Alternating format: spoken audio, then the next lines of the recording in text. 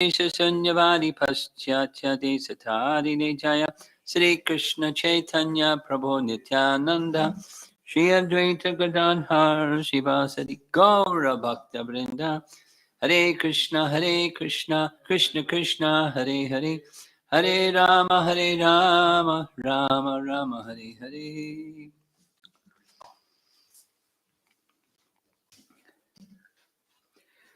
With permission to build the temple complex stalled, we're at the bottom of page 275. Prabhupada arranged with Mr. Sethi to build an additional story on the tops of the existing tenement buildings. We needed funds. And Mr. Sethi suggested to Prabhupada that if we held a benefit performance with famous artists, we could make money for the construction. You can do, Prabhupada replied.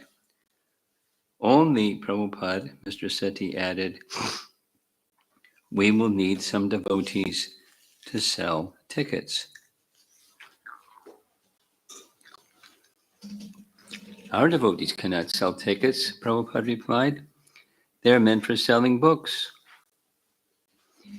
If Mr. Sethi and his friends promoted the program and gave the profit to the temple, he had no objection, but the devotees could not be directly involved.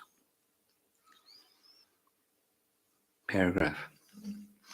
My dear friend, our generous supporter Damodar Chandrai, who had given 25,000 rupees for Vrindavan and had built Just Lok Hospital, where Tamal Krishna had his hernia operation, told me that the Sindhi Hindus in Lagos, Nigeria, were making a lot of money and invited me to come there and stay with him.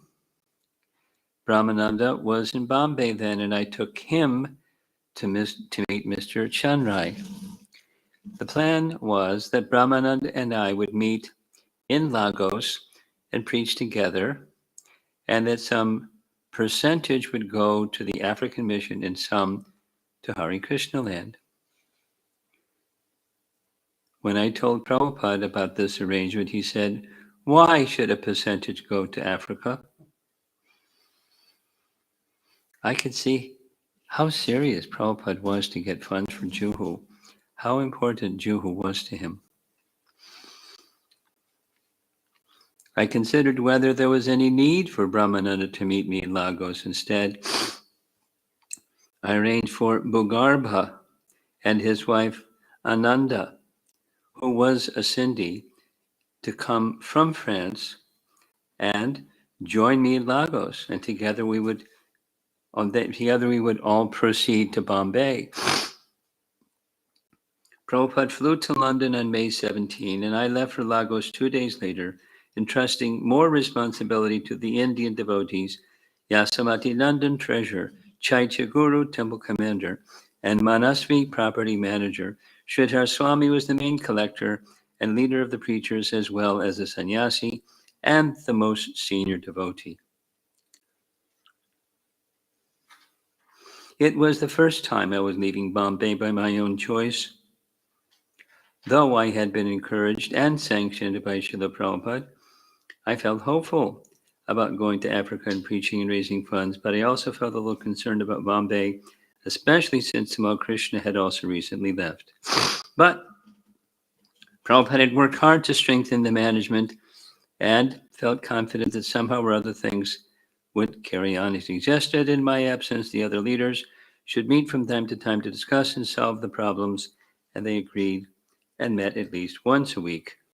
So I went to Nigeria, and in less than a month I was able to collect 2 lakh rupees, which was enough to finish the additional floors on the existing building. On June 8th, Manasvi wrote Srila Prabhupada, today, by Lord Krishna's grace, we began the construction on the E building. In the morning, all the devotees assembled there, and some of the tenants also attended the ceremony. In the midst of the Mahasankirtan, Mr. Sethi laid the first brick, and one municipal corporator broke a coconut, and People helped to put up the first window frame. Prasad was distributed to all the workers and the people assembled there, and also to all the tenants. The roofs of the old buildings were flat, with little white ceramic tile chips set in cement, and Prabhupada said that we should keep that flooring and build the walls and roof over it. We did not know anything about construction or local conditions or labor or materials. Mr. Sethi was arranging almost everything. I wrote to Prabhupada a few days later after my return from Lagos. Here in Hare Krishna land, the construction is going on the rooftops of the E and F blocks. The F block is already plastered on the inside, and today the plumbing and electrical work will begin. In addition, the tile floor has to be put in, and then the building will be ready for our habitation. Due to heavy rains, it is not possible to give a definite estimate of when the work will be finished, but 7 to 10 working days should be sufficient. The slab on the E block has also been put up, and in 3 days, the wooden supports can be taken down. Then, the process of plastering the walls and installing plumbing and electrical work and tile floors will follow, and that building may be ready in 15 or 20 days of work. When the F block is ready for habitation, we shall vacate the hut and use the materials to build a go-down for cement and other construction items on the other foundation. The present hut cannot be retained as the go-down because our master plan shows that area as garden.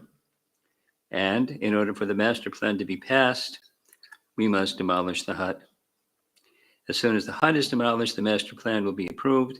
And once the master plan is approved, we will submit the complete proposal for the main project in Hare Krishna land.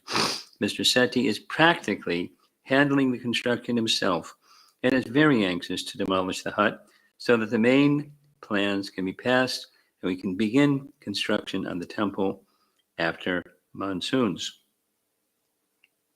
Unquote.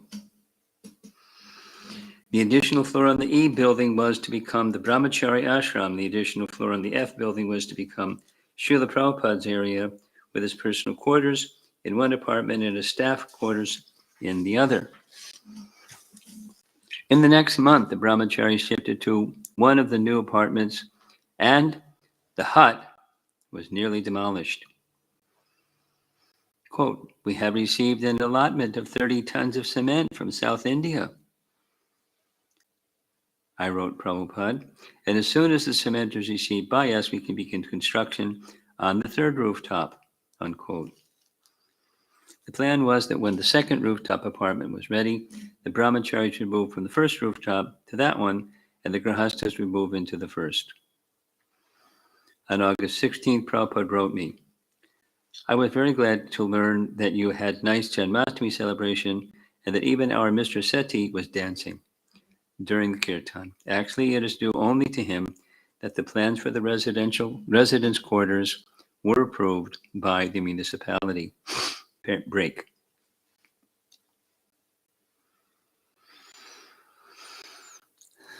Soon thereafter, we received a telegram from Brahmana that Srila Prabhupada in Vrindavan had become very ill, so weak that he could not walk or stand. He had 104-degree fever and was diagnosed with malaria. Prabhupada had said that his illness had been caused by the sinful activities of his disciples, many of whom were not strictly following the rules and regulations. So we began 24-hour kirtan, and many people of the neighborhood joined. Some stayed until midnight. Others came before Mangalarti. Prabhupada's presence in Juhu had touched and transformed the hearts of many of the local residents. Our tenant, where is he? Mr. Menon, had become a Vaishnav and was wearing tilak. He would sit at the foot of Prabhupada's Vyasasana and read Lord Krishna fights with Banasura from the Krishna book about how Lord Krishna's Narayana Jwara weapon cooled down Lord Shiva's Shiva Jwara heat weapon in the hope that in a similar way Prabhupada's fever would be reduced. Mr. Chug from down the road also came saying, Prabhupada's life on this earth is so precious that I would rather my life be taken so he can remain to complete his work. Brijmohan Sethi told us that he had started 24-hour kirtan in his father's house and was praying that Prabhupada remain to see the completion of the Juhu temple. Then Prabhupada will be very happy, he said, and only then will my father and I be satisfied. Dr. and Mrs. Singhal were collecting money door to door to purchase dhotis and kurtas for the devotees. They too came, and Mrs. Singhal recounted how Khan Prabhupada had been to her in London, taking care of her in all respects. Friends and neighbors were constantly inquiring about Prabhupada's health and remembering his kindness upon them. On August 28th, I wrote Prabhupada, I do not really know what to write on account of your health. However, I would like to invite your divine grace to come to Hare Krishna land as soon as you feel a little better, because the climate here is mild and the atmosphere relaxing. Shankha Prabhu has covered the entire back corner near your quarters with a fruit orchard, including banana, papaya, and guava trees. We have built a little place where the cows can graze, so the view from your balcony may be very pleasing. Of course, Hare Krishna land is yours, and you are always free to come and go whenever you desire, but we just wanted your divine grace to know that we are eager to receive you here. On September 16th, I wrote, your new accommodation at Hare Krishna land are nearing completion, and as soon as they are ready, I shall inform you. I added, we understand that in order to spread this movement to the maximum number of people, we must have the most intelligent and expert organization. We have vastly expanded our propaganda and organization activities from the office in the Chand Society, and we very urgently require the large room in which the unmarried ladies are staying. Therefore, we request permission from your divine grace to move your belongings from your old flat in Hare Krishna land into your new block. Then the ladies can shift from the office to your old flat, and we can use the additional room for organizational work in the office. Yes, Prabhupada replied, you can move my things into the new quarters. In September, Orient Longman Publishers approached me to contribute a chapter about Srila Prabhupada for a book entitled Gurus, Godmen, and Good People. The book, to be edited by Kushwant Singh. Why are you chuckling? Previously, Prabhupada said that he wants to dismiss all these other people. He's a demon, he said. Who? Prabhupada said about Kushwant Singh. Really? In this? Previously. In this book? Yes. Oh, here's a detail. I made a little remark that I wanted to edit. The king, Rajmohan Singh, was a king. He was, the history goes something like this. He was a Rajput king. He was a king.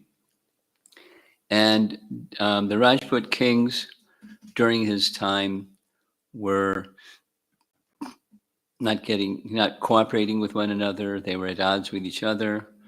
And for that reason, the Mughal invasion and Mughal kings were stronger. So Rajmohan Singh made a diplomatic move. Rajmohan Singh maintained his kingdom, and he worked to assist Akbar. Thank you. And there's some other details. They were about the same age. They knew each other starting at the age 12, and et cetera, et cetera, et cetera. So he was a king, Raj Mohan Singh. He was a king of his kingdom, and he was part of Akbar's army. It's often said he was the chief commander of his army, whether he was chief commander or he was part of his army. So I just stand corrected. All right. I didn't respond properly to what I read, so I checked it. Okay, so Kushwant Singh would have one chapter for each person, and the publishers wanted a devotee of each to write a chapter about his or her guru.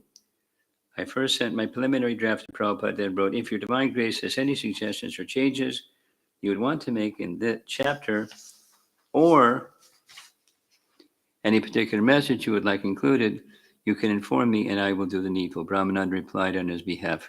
Regarding your letter dated September 27, 1974, Srila Prabhupada requests the following to be included in the article for Holy Men of India. It should be very nicely written that so far as cultural contribution to the world is concerned, Srila Prabhupada stands first above all other India holy men. Many have gone to the West and abroad, but no one has done what Srila Prabhupada has done. He has completely brought the Vedic culture to the West, and they are following completely. He has transplanted it. This simile of transplanting should be elaborated. As we transplant a Tulsi seedling, and then it becomes a full-grown plant, so Prabhupada has made the Vedic culture flourish all over the world without harming or changing anything. When transplanting, you have to be very careful with the seedling. If you harm it, even slightly, it will not grow again. Similarly, Prabhupada has not superficially transplanted the Vedic culture. Paragraph. Please send the final draft. I hope this meets you in good health. Eventually, the book was published with my chapter about Prabhupada and a picture of his disciples singing and dancing on Harinam Sankirtan in central Bombay on the cover. You were expecting Prabhupada would say, I don't want to be part of that. Paragraph, break. In the meantime, Prabhupada continued looking for a GBC replacement for Tamal Krishna. I am now in India, he had written to a Trey Rishi, so in my presence another GBC may not be required, but if required in my absence, my question is whether it be possible for you to take charge while keeping your occupation intact. As it turned out, a Trey Rishi did not come, so Prabhupada tried Karandar and Jagadish, but neither lasted more than a few weeks. Life in India was difficult, Shrutakirti later remembered. When devotees from the West came, they had no idea what to expect. They thought it was going to be like doing things in the West. Juhu was especially challenging. The battle went on for years. Devotees would come from the West to battle for the Juhu property. Before long, they were licking their wounds, devastated and wanting to leave India. Just being in India was difficult in the early 70s, and dealing with the problems in Bombay was impossible.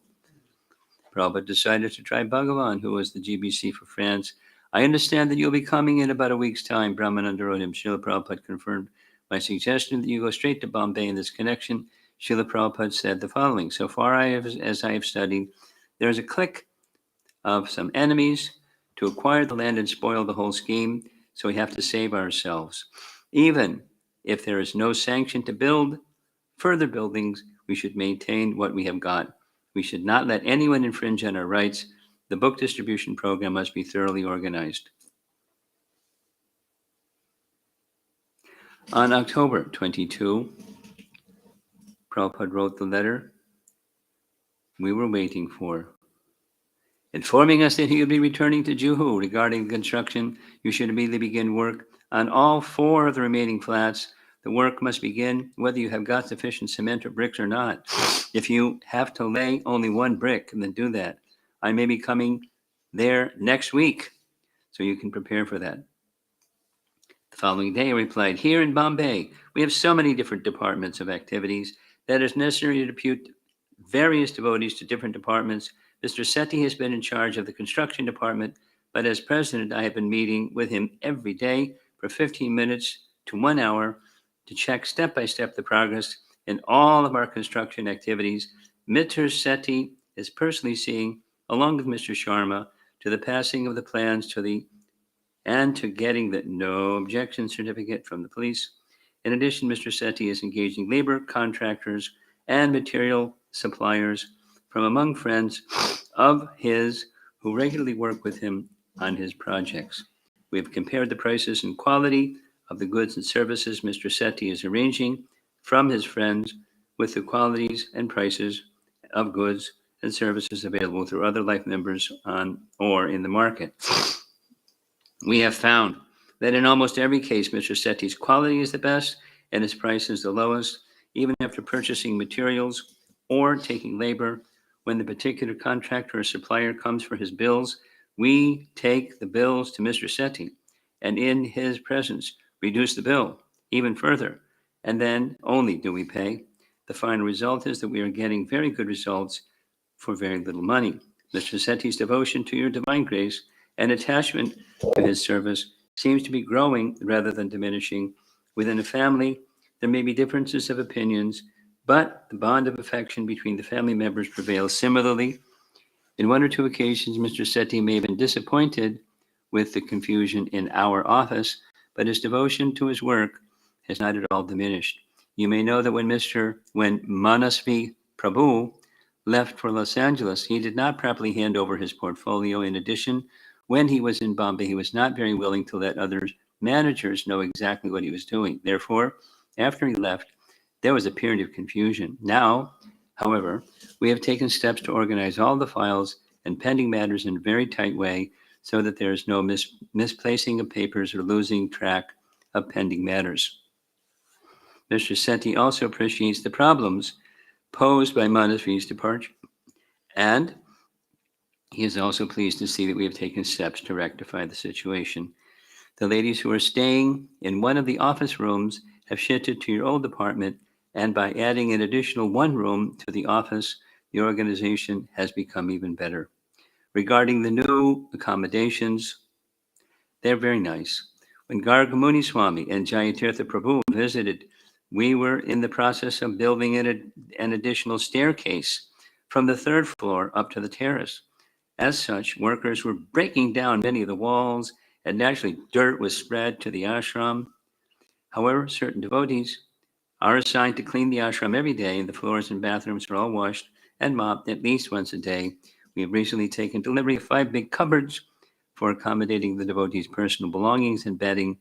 These cabinets will allow us to pick everything off the floor and keep the room neat and clean and ready for use for other activities during the day. We're also getting necessary furnishings for your personal secretaries and your translating and editing staff so they may work as efficiently as possible.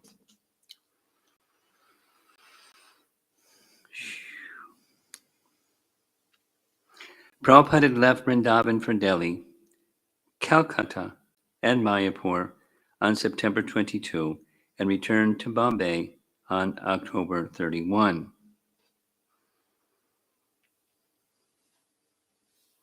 With the first additional quarters ready, Mr. Sethi brought him for a tour. Prabhupada was extremely pleased with the progress. It was, he told Mr. Sethi, the duty of the spiritual master to provide accommodation for his disciples. Quote, and just as you are building these rooms for my disciples here at Hare Krishna land, Lord Krishna is making your rooms ready in Krishna Loka. I'm a sinful man, Mr. Sethi replied. How can I go to Krishna Loka? That I will see to. Prabhupada assured him, that is not your duty. I will see that you will go to Krishna Loka. Wow. Wow, Mr. Sethi must have felt pretty good. As we were walking with Prabhupada throughout the building, he said, every day you must lift everything off the floor and wash the floors with wet cloth. Now that Krishna has given us such nice facilities, we must keep them very clean. By then, Bhagavan had come to assume responsibilities at GBC, and one day he went to discuss the situation with Prabhupada to assess the challenges and consider his responsibilities. Afterward, Prabhupada told Gargamuni the story of the thin horse. Quote, in Bengali, it is said, Bada Bada, Godha, Gela, Rasatala, Beta Godha, Bole Kata Jal. There was a great overflowing river. Many big horses tried to cross, but they were swept away by the strong current. And one lean and thin horse came and asked, can you tell me how much water is there? In effect, Prabhupada was saying that so many big GBCs had been swept away, and this little Bhagavan was asking how formidable the challenges were.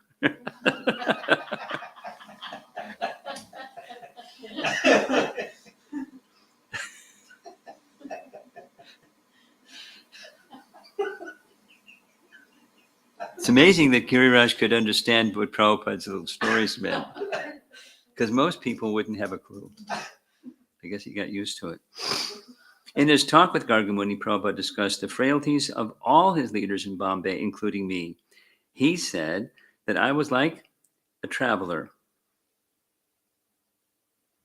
or a coolie at a train station who very carefully places all his belongings in a cloth but doesn't tie the knot properly, so when he picks it up, all things fall out. In the same way, he said, Giriraj collects profusely, but he doesn't take care to see that the money is not wasted.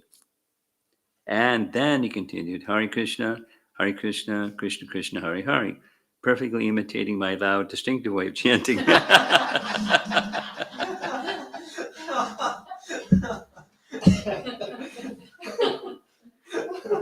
When Gargamuni related to me what Prabhupada had said, I was astonished. Prabhupada always seemed so pure and innocent, almost childlike. I didn't imagine that he saw our weaknesses, our idiosyncrasies, so clearly and accurately, and I certainly never expected that if he did see them, he would discuss them with someone else. But later, upon further reflection, I considered that Prabhupada knew that Gargamuni would tell us what he had said, and therefore, in a wry, indirect, and thus gentler way, he would instruct and correct us. Sometimes Bhagavan would accompany me when I met important people I was cultivating to contribute to the Juhu project, and my interactions with them seemed so smooth and easy that Bhagavan thought he could do the same thing. Finally, one day, I let him speak to a wealthy Sindhi businessman, but somehow he said all the wrong things, and the gentleman became very upset and angry, and I had to intervene to pacify him. Shrutikirti was skeptical about how Bhagavan would fare in Juhu. Quote, he was always dressed nicely in white silk dhoti and kurta, pressed very nicely, Shrutikirti recalled. He told Prabhupada, don't worry, Prabhupada, I'm going to take care of the situation here. I'll work very, very hard. But within a week, he didn't have the same luster anymore. Another war casualty. Almost every day, Bhagavan and I would go to the city to work on the permission for the temple. We would usually return just in time to take some prasad and attend the class and kirtan. Prabhupada was so concerned about the work that sometimes he would call us to the Vyasasan during the program and ask for the news. But he also wanted us to be happy in Krishna consciousness. So one evening during the program, he announced from the Vyasasan, you must always dance in kirtan, even if you don't get the permission.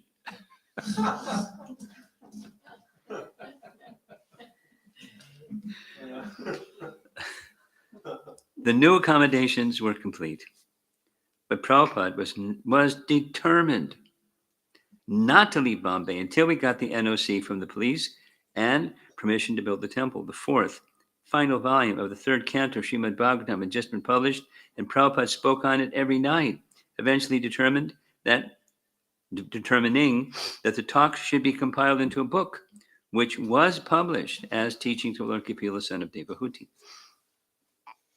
When the additional stories were being built on top of the existing tenement buildings, Prabhupada instructed me to retain the white ceramic chip flooring that covered the roofs to serve as the new floors. Unfortunately, the cement in the flooring started to crumble, and in my presence, Bhagavan criticized me to Prabhupada, saying that I was so cheap that I had not put proper flooring, and now the cement was crumbling. Prabhupada knew that I would have accepted anything he said or didn't stay. Still, he admitted to Bhagavan. I told him to do that. I was impressed and heartened by Prabhupada's forthrightness and integrity. Another time, Bhagavan said Prabhupada told him that we should be so expert that when people finished dealing with us, they would tell their friends, these Hare Krishna people may look like fools, but they're very intelligent, don't mess with them.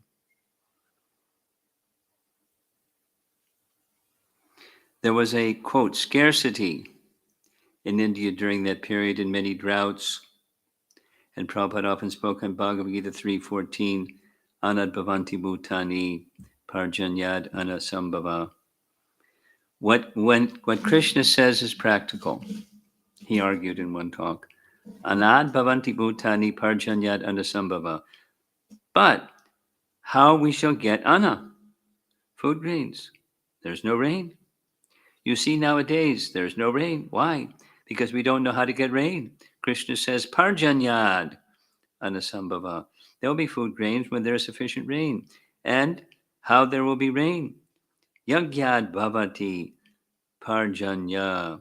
If you perform yagya, then there will be sufficient rain. Nowadays, people may say, how to perform yagya? It requires so much money, so much ghee, so much food grains to offer as oblations. But Krishna has made it very easy. Yagyai sankirtana prayayar yajantihi sameta saha. The Shastras know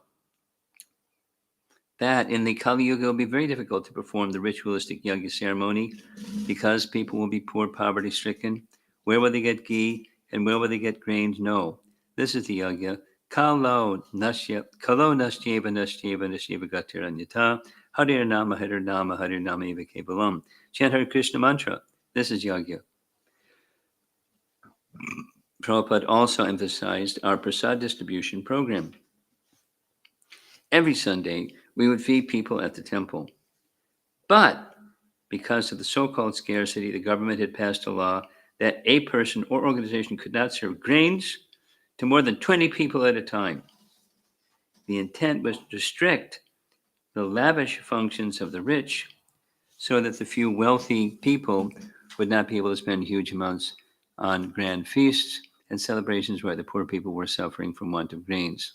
We, being charitable in nature, were feeding people rice and dal and khichdi on Sundays. So although we were aware of the law, we never thought much about it. Uh-oh.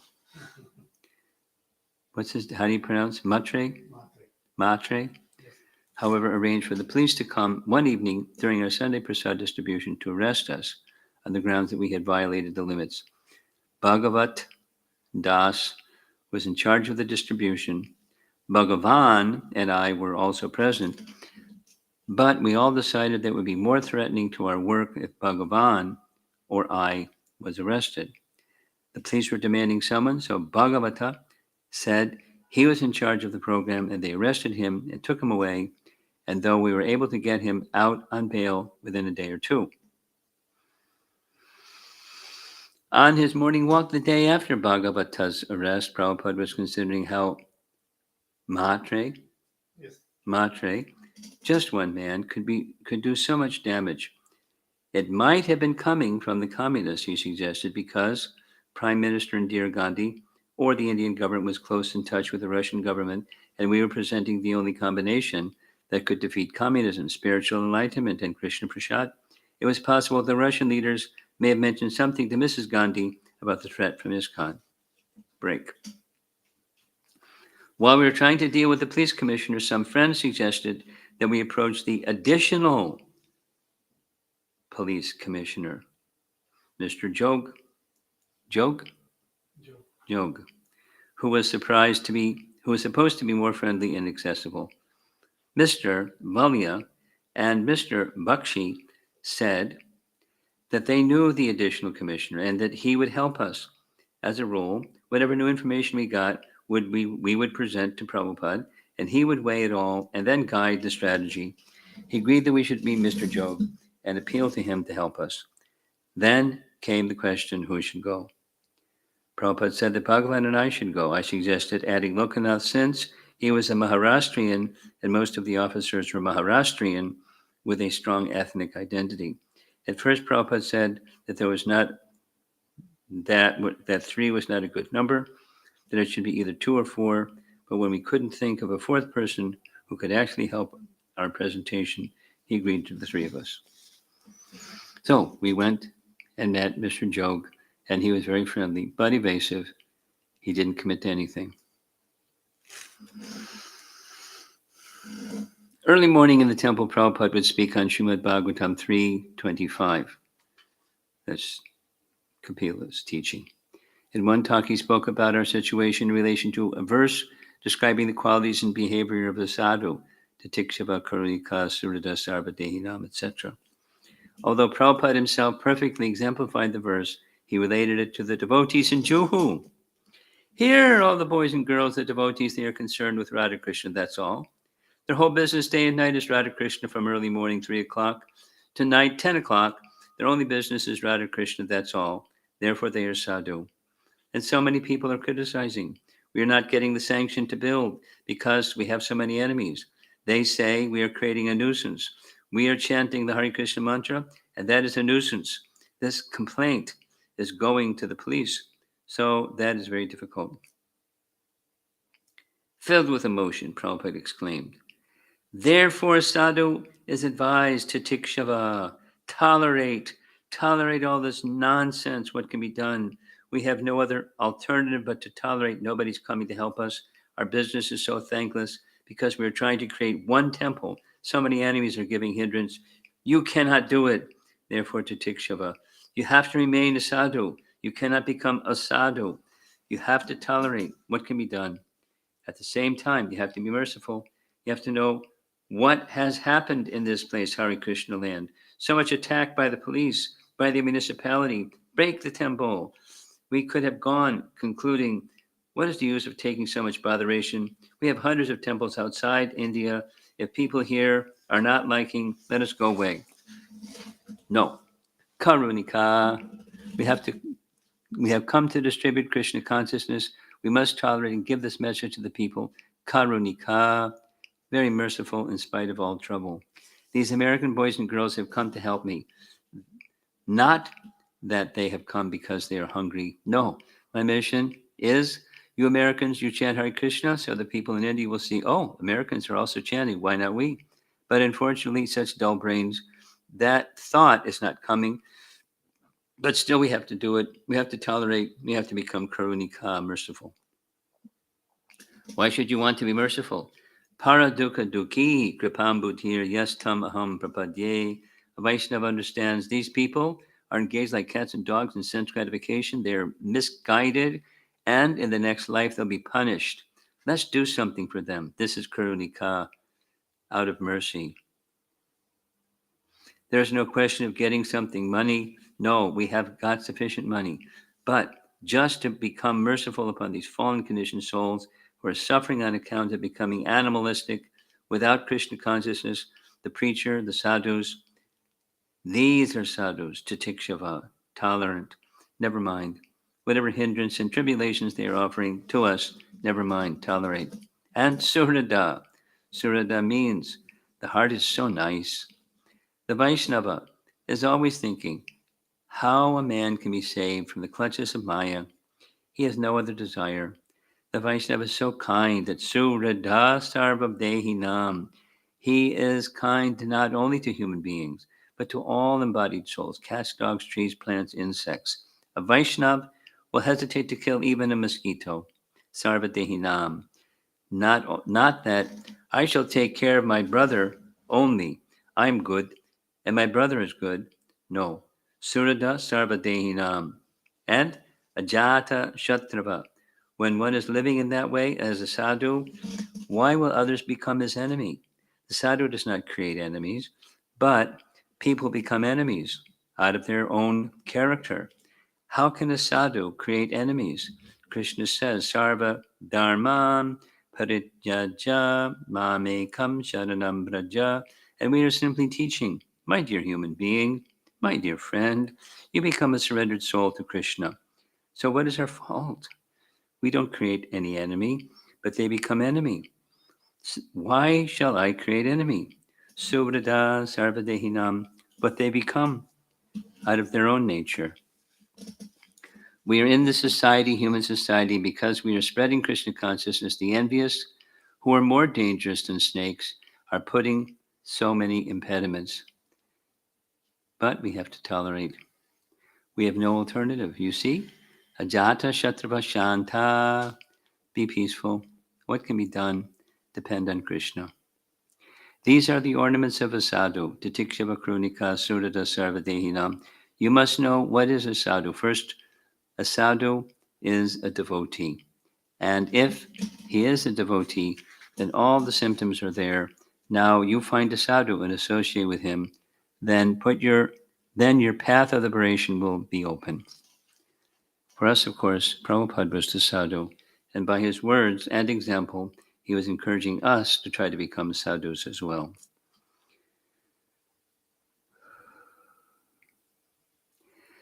Just before 6 every morning, I would walk up the stairs to Prabhupada's room to accompany him on his morning walk.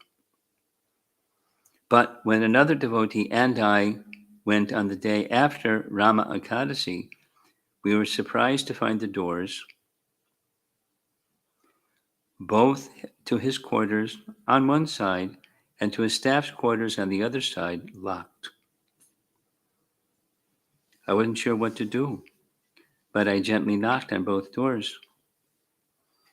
After a minute or two, Prabhupada's secretary, Harikesh, opened the assistant's door just a little and said that Prabhupada had stayed up all night and completed his translation of Sri Chaitanya Charitamrita. That at the end he had written the most beautiful glorification of his Guru Maharaj, and that he was in an ecstatic mood and had said we should celebrate by having a feast. Fantastic. I was afraid something bad happened.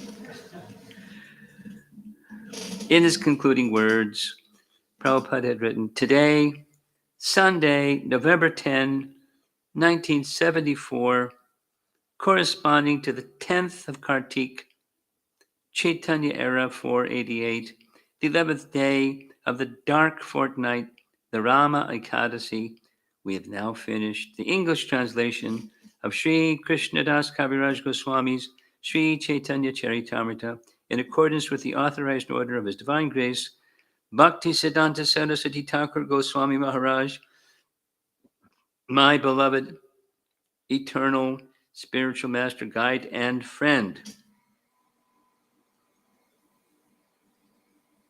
Prabhupada recounted his first meeting with his Guru Maharaj and receiving his instruction to preach the cult of Chaitanya Mahaprabhu in English in the Western countries. At first, he had resisted the order because at that time I was a complete nationalist, a follower of Mahatma Gandhi's. I submitted to His Divine Grace that unless our country was freed from foreign subjugation, no one would hear the message of Chaitanya Mahaprabhu seriously. But at last I was defeated and convinced that Sri Chaitanya Mahaprabhu's message is the only panacea for suffering humanity. I was also convinced that the message of Sri Chaitanya Mahaprabhu was then in the hands of a very expert devotee, and that surely the message of Sri Chaitanya Mahaprabhu would spread all over the world. I could not, however, immediately take up his instructions to preach, but I took his words very seriously and was always thinking of how to execute his order, although I was quite unfit to do so. When, in 1950, Prabhupada had retired from family life and then taken sannyas, he had finally been, in his words, completely ready to discharge the order of my spiritual master. By the mercy of His Divine Grace, I was able to come to New York on September 17th, 1965. Since then, I had translated many books, including Srimad Bhagavatam, the Bhakti Rasamrita Sindhu, Teaching to Lord Chaitanya, a summary, and many others. In the meantime, I was induced to translate Sri Chaitanya Charitamrita, Srila Bhakti Siddhanta's favorite book. I think that he is always seeing my activities and guiding me within my heart by his words. As it is said in Srimad Bhagavatam Teni Brahma Hridaya Adi Kaviye, spiritual inspiration comes from within the heart, wherein the Supreme Personality Godhead and its Paramatma feature is always sitting with all his devotees and associates. Wow, it's a busy place in there.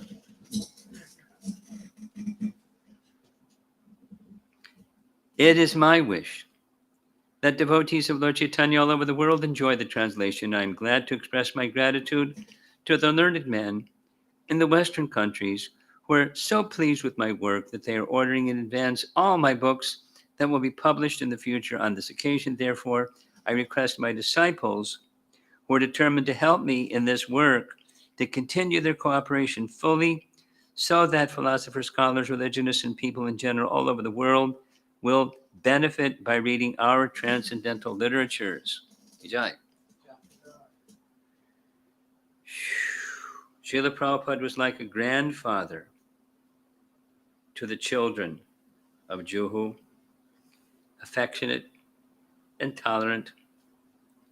A couple of days after he completed his translation on Diwali, there were fireworks, both literal and figurative, at Hare Krishna land. As Smriti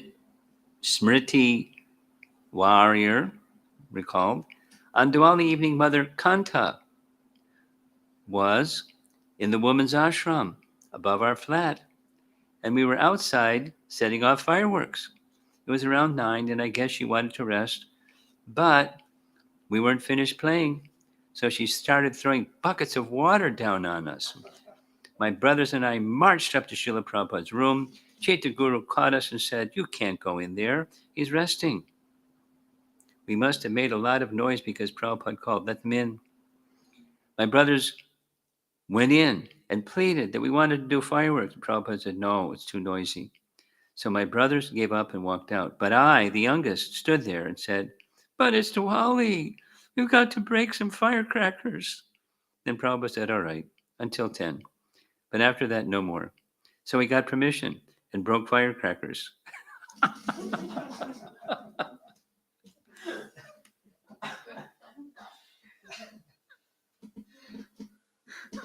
Amazing. What Prabhupada had to deal with.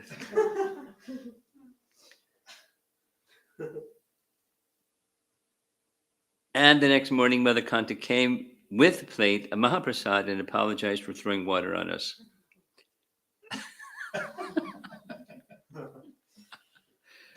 Being so close to Srila Prabhupada at Hare Krishna land, we got to associate with him in a different light.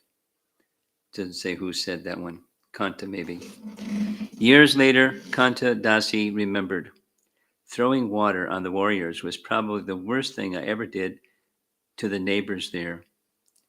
And they were so nice. I threw a bucket or two, but I'm kind of a follower.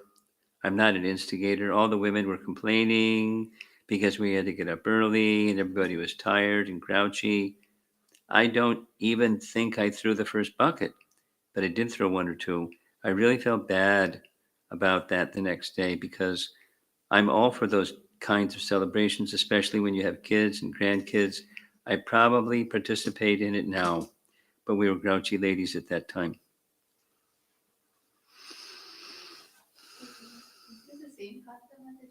I don't know. Maybe. She's passed away. You could ask. You could ask Kalki or his daughter. Yeah.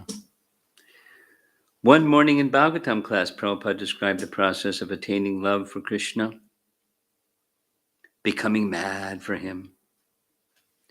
To understand Krishna, he said, it is very, very difficult. Out of many, many millions of persons, one tries to make his life successful. And out of many, many such successful persons, yetatam api siddhanam, who have attained siddhi, perfection, one may understand Krishna. First of all, we cannot understand Krishna. Then, where's the question of love for Krishna? If you don't understand somebody, how you can love him? Love is far, far away. But Chaitanya Mahaprabhu was so kind that he is distributing Krishna Prema. Take anyone, come on, Krishna Prema Pradayate. Chaitanya Mahaprabhu was very practical. I want to give Krishna Prema. One should be ecstatic, emotional in Krishna Prema. One should cry for Krishna. And he taught everyone by practical example how he was mad after Krishna. Govinda virahedame, shunyayatam jagat sarvam, Govinda virahedame. This is Krishna Prema. Without Krishna, one should see everything vacant. This is Radharani's Prema. Prabhupada was quoting Chaitanya Mahaprabhu's Shikshastika 7, Yugayatam Nimeshena, etc. But that is not possible for an ordinary human being. He continued, it might be possible for Chaitanya Mahaprabhu and a few devotees. His immediate disciples, the six Goswamis, were following the same principle. Six Goswamis lived in Vrindavan and they were seeking Krishna, becoming mad. Hey Rad, hey Brajadevi, ke Chalalite, hey Nandasu no Kuta, Shri Govardhana Kalpa Pada Paktale Kalindi Vane Kuta. They were mad after Krishna. Where is Krishna? They never said, we have seen Krishna. And Chaitanya Mahaprabhu said, I was dreaming of Krishna. So why you woke me? I have lost the chance. In this way, they were doing bhajan. This is called viraha bhajan, separation, the most highly recommended process. So we could be awaken our consciousness, Krishna consciousness, in such a way that being separated from Krishna, we shall become mad after him. This is Krishna prema. That prema was being distributed by Chaitanya Mahaprabhu, and he is still distributing. Prabhupada was giving us a glimpse of his internal mood of Krishna consciousness and inspiring us to follow in his footsteps. 2 days later, when he reached verse 32 on the 25th chapter of the Bhagavatam, 3rd canto, quote, when that service spirit is engaged in devotional service to the personality Godhead without any motive, that is far better than even salvation, he explained. A devotee is not very much anxious for mukti because a devotee is always mukti, liberated. If you have got millions of dollars, why should you hanker after 10 rupees? Bhakti is such a nice thing. But what is bhakti? Bhakti is animita bhagavati. Bhakti should be animita, without any motive. That I should go to the temple and serve Krishna for some purpose. Krishna can fulfill any purpose you desire.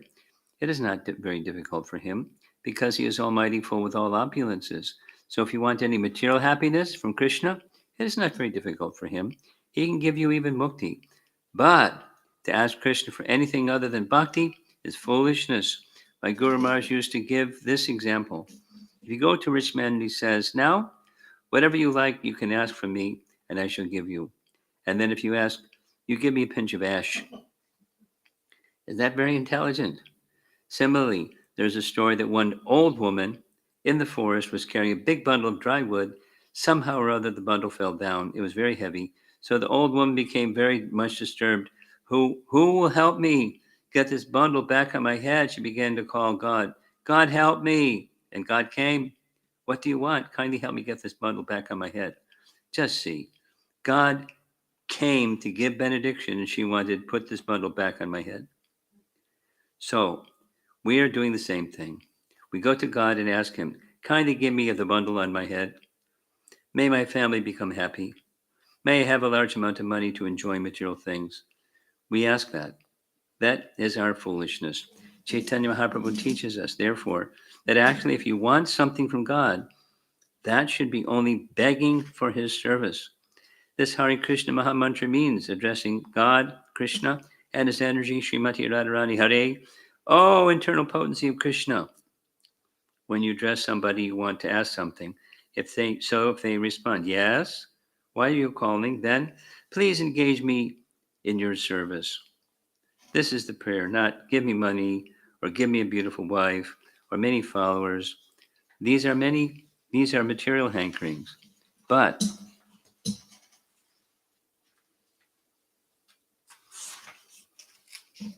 Chaitanya Mahaprabhu said, no, nadanam, najanam, nasundarim, kavitam bhajagadisha kamaye. He prays, oh, Lord of the universe, I do not desire material wealth, materialistic followers, a beautiful wife, or fruitive activities described in flowery language. All I want, life after life, is unmotivated service to you. Hearing Srila Prabhupada's strong words, by his grace, I felt both chastened and enlivened. Get another Bhagavatam class. Continuing his talks, 325, Prabhupada came to verse 35. Pashyanti te me ruchirani yamba santa prasana vaktraruna lochanani rupani divyani vara pradani sakambacham spriha niyam vadanti. Oh, my mother, my devotees always see the smiling face of my form with eyes like the rising morning sun.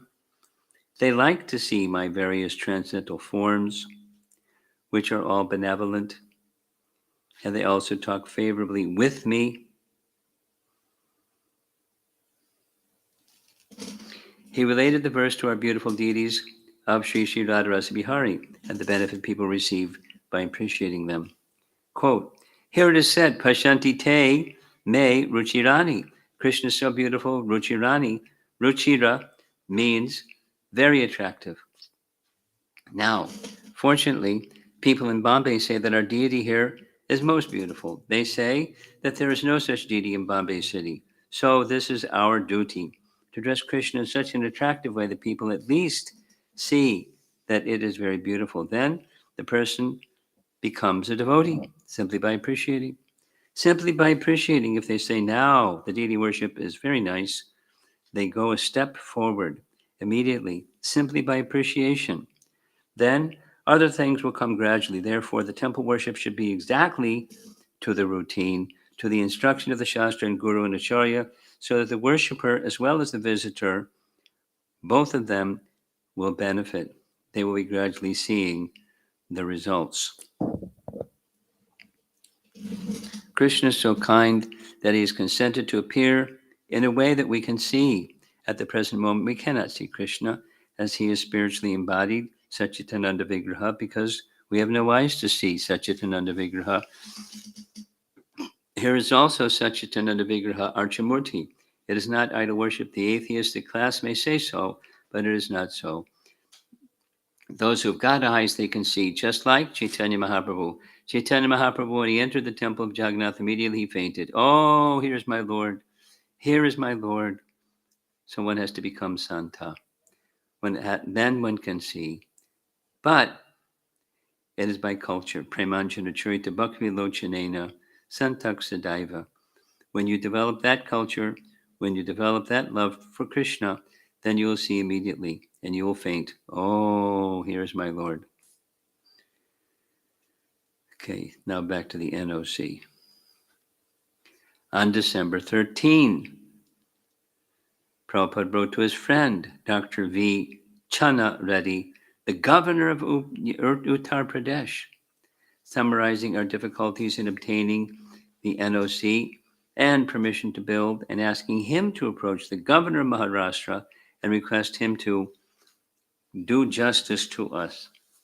Dear Sri Reddy Ji, I thank you very much for your kind acceptance of our invitation, and I've read your letter of number 19, 1974, with great interest. Your acceptance of the authority of the Bhagavad Gita and Srimad Bhagavatam through the blessings of Lord Sri Chaitanya Mahaprabhu has given me so much transcendental bliss that my ecstasy knows no bounds. Very rarely do we find such an ideal devotee like you in the political field.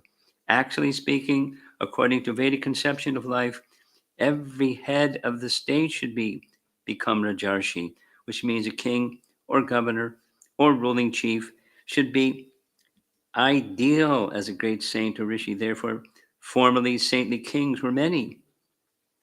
The Mahabharata means greater Bharata. So we find saintly kings like Maharaj Yudhisthira, Maharaj Parikshit, Maharaj Bharata, and so on. What to speak of King, Lord, Ramachandra, the whole history of the battle of Kurukshetra is based on this principle of finding out the Rajarshi on the throne of the kingdom. Lord Krishna himself took part in the battle of Kurukshetra to install Maharaj Yudhisthira on the throne of the world empire and to pluck out the usurping king like Duryodhana from the seat of the ruling power. Bhagavad Gita, the essence of all Vedic literature, was firstly being taught to the Rajarshis, or the stately kings. That is recorded in Bhagavad Gita, 4th chapter, Imam Vivas Vate Yogam, etc. So at the present, so please be the Rajarshi and get this other guy out of the way, please.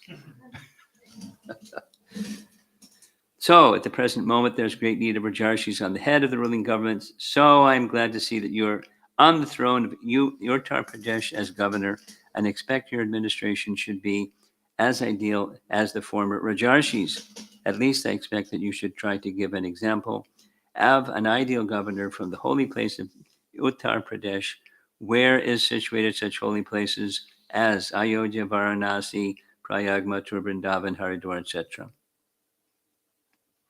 In Bhagavad Gita is stated, Yad Yad Acharati Shreshtas, Tattadvete Torarjuna. Whatever action is performed by a great man, common men will follow in his footsteps. Whatever standards he sets by his exemplary acts, all the world pursues. I wish that your tenure of office may be an exemplary administration with reference to the principles of Bhagavad Gita and Srimad Bhagavatam. I thank you once more for your agreeing to be our chief guest on the day of Sri Ram Navami, the inauguration ceremony of our temple in Vrindavan. I wish that you may come there one day before the ceremony and remain there for at least 24 to 30 hours in Vrindavan. And by the grace of Krishna Balaram, I may arrange for your comfortable stay at our ashram house, which is completing construction. I want this opportunity so that we may talk a little bit on the principles of Bhagavad Gita and Srimad Bhagavatam in the matter of political, social, philosophical, religious, and cultural development of the human society. This is a long letter. I am pushing on this Hare Krishna movement all over the world with an idea of uniting the human society on the principles of Bhagavad Gita as it is. I've already established many, many temples all over the world. One of the temples you have already seen is our Vrindavan construction. And similarly, I want to establish a great center in Bombay because Bombay is the most important city in India.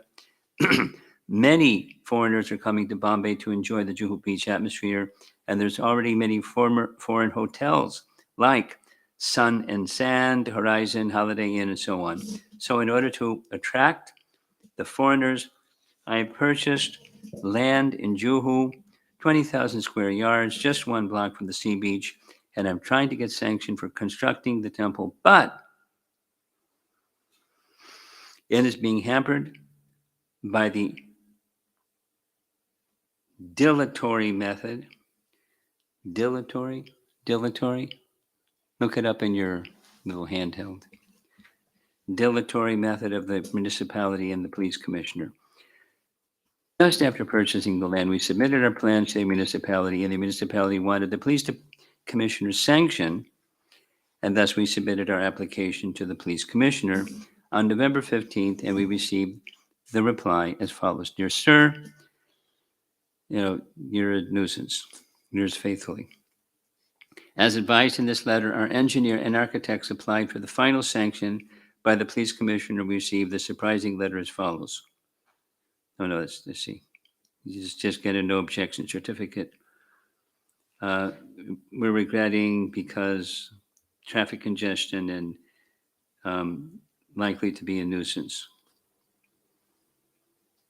The bhajan singing, which has been complained about in the past, is likely to be a nuisance in future.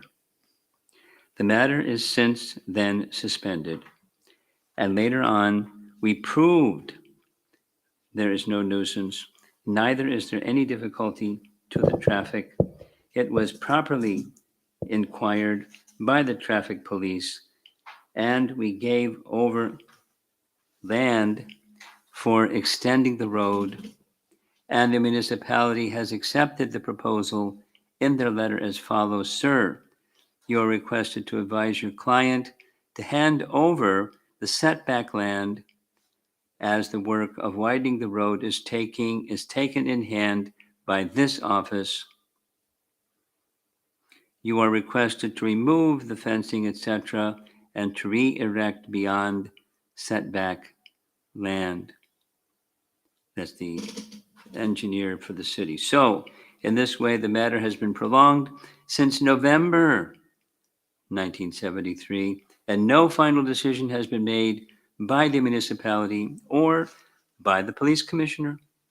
Recently reminded the police commissioner, the copy of which is enclosed herewith, but still have not received any final decision according to the permission for digging and according to the municipality advice. We have expanded the internal road to 30 feet, sacrificing many trees, and have dug the ground in many places and have taken out barbed wire fences. In this way, we have spent 25,000 rupees and yet have not gotten the permission for the construction of the temple on some plea or other for the past more than 1 year. So I'm very much perplexed in this connection. Yesterday, our men went to see the police commissioner. Now he says, not in writing but verbally, that it requires government permission. I therefore request you to help me in this great perplexing situation. I was to go to the foreign countries, Bangkok, Hong Kong, Tokyo, Honolulu, Fiji, Australia, and South Africa for 2 to 3 months, but on account of the situation, I postponed my touring at the cost of my preaching activities. And at last, I'm taking your shelter. If you kindly help me as a life member of our society, because you know everything about us, we do not belong to any political party, nor any sectarian religious conception of life. We are just spreading the philosophy of Bhagavad Gita and Srimad Bhagavatam, and we have no difficulty in constructing temples in every part of the world, except here in Bombay, where we have been choked up. As you know from the above facts, there's no cause for obstructing us. If the temple is a nuisance, there is another temple just in front of us already there. Our temple has never been accused of so-called nuisance, and I do not know why the police commissioner has raised this question. Anyway, I have dared to take the shelter of your excellency just to request you to contact the governor of Bombay and request him to do justice to us by personally seeing the records and files called for from the police commissioner in Bombay. Please recommend our case for constructing the temple, as we are innocent in the matter of so-called intrigues in politics. By this act of your generosity, I wish Krishna will bless you, and I shall also pray to Krishna for your long and prosperous life, and he will save us from this great unnecessary anxiety. I hope this will meet you in good health. And with my good wishes and regards, I beg to remain yours affectionately, A.C. Bhaktivedanta Swami.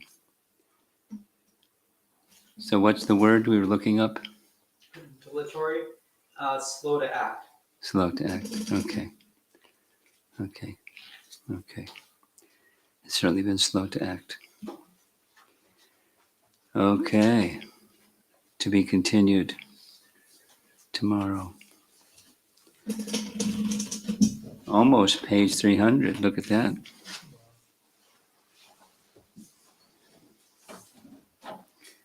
We're almost halfway. Whew.